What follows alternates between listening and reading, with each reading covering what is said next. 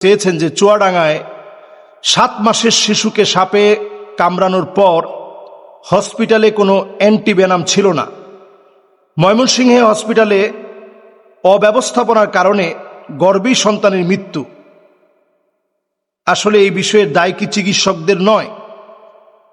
আসলে হায়াত এবং মৌত এটা আল্লাহর হাতে, কিন্তু তারপরেও অব্যবস্থাপনায় যেন কারো মৃত্যু না হয় এ বিষয়ে সতর্ক থাকা, সতর্ক হওয়া এটা প্রত্যেকের দায়িত্ব।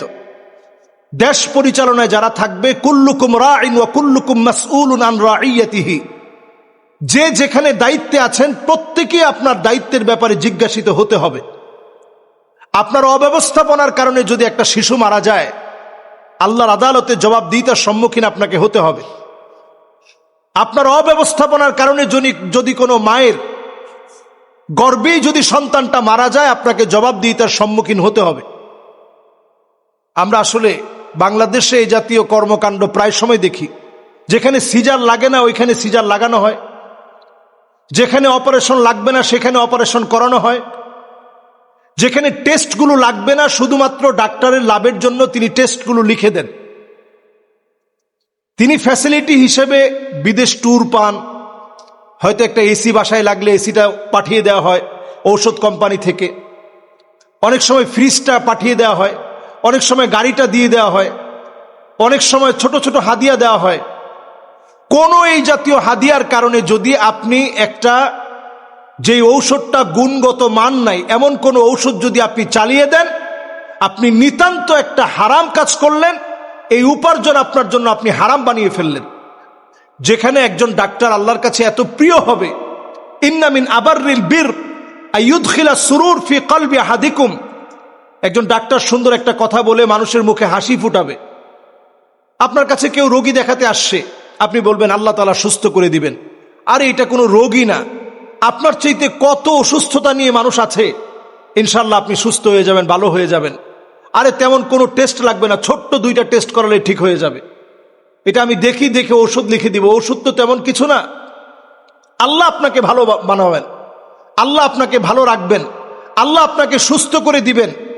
এই জাতীয় কথা যখন আপনি বলবেন, নবী আলাইহিস সালাতু ওয়াস সালাম ওই ডাক্তারের ব্যাপারেই বলেছেন যে ইন্না মিন আবাররিল বির আইয়ুদখিলা সুরুর ফি কলবি আহাদিকুম, ওই দিনের সবচেয়ে সওয়াবের কাজ হবে যদি আপনি কারো মনে একটু খুশি, একটু আনন্দ, পেরেশানি মুক্ত হওয়ার জন্য যা প্রয়োজন তা যদি আপনি করতে পারেন, ওই দিনের সবচেয়ে সওয়াবের কাজ হিসেবে এটা বিবেচিত হবে। এজন্য আমরা মানুষের পাশে দাঁড়ানোর চেষ্টা করি, মানুষকে সহযোগিতার হাত বাড়িয়ে দেই, একটু হাসি মুখে মানুষের সঙ্গে কথা বলতে শিখি। এটা প্রত্যেকের দায়িত্ব। এরপর দায়িত্বভার থেকে আপনি আপনার হসপিটালে অ্যান্টিভেনাম আছে কিনা সজাগ থাকতে হবে।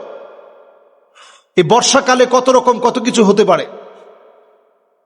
সাপে কাটলে মানুষ যেন ভালো ট্রিটমেন্ট পায় সেদিকে সজাগ থাকা এটা আপনার দায়িত্ব। কোনো অসুস্থ মহিলা যদি আপনার কাছে আসে, প্রেগনেন্সি অবস্থায় যদি কোনো মহিলা যায়, তার সুচিকিৎসা নিশ্চিত করা এটা কত বড় দায়িত্ব চিন্তা করেন, একটা জীবনের ব্যাপার। যদি এটা আপনার অবহেলার কারণে যদি সন্তানটা মারা যায়, আপনাকে আল্লাহর কাঠগড়ায় জবাবদিহিতার সম্মুখীন হতে হবে। তো আমরা এই বিষয়গুলো এখন অহরহ দেখছি। অনেক সময় ইস্যু তৈরি করার জন্য, আরেকটা ইস্যুকে ধামাচাপা দেওয়ার জন্য পরিকল্পিত এই ঘটনাগুলো ঘটানো হয়। এটা শুনলে আপনারা অবাক হয়ে যাবেন। একটার পর একটা ইস্যু তৈরি করে অন্য একটা ইস্যুকে ধামাচাপা দেওয়ার জন্য এই জাতীয় ঘটনা ঘটানো হয়। এজন্য সূক্ষ্ম তদন্তের মধ্য দিয়ে এই বিষয়গুলো যাচ করা দরকার, এবং যারা এর সাথে জড়িত ব্যক্তিবর্গ আছে তাদেরকে আইনানুগ ব্যবস্থায় নিয়ে আসা দরকার। এবং আল্লাহর কাছে আমরা দোয়া করি, আল্লাহ যেন ডাক্তারদেরকেও সুবুদ্ধি দান করে। ডাক্তারদেরকে আল্লাহ অনেক পয়সা দিয়েছেন, কিন্তু আপনি হালালভাবে মানুষকে না ঠকিয়ে মানবতার ফেরিওয়ালা হিসেবে মানবতার কল্যাণে কাজ করেন।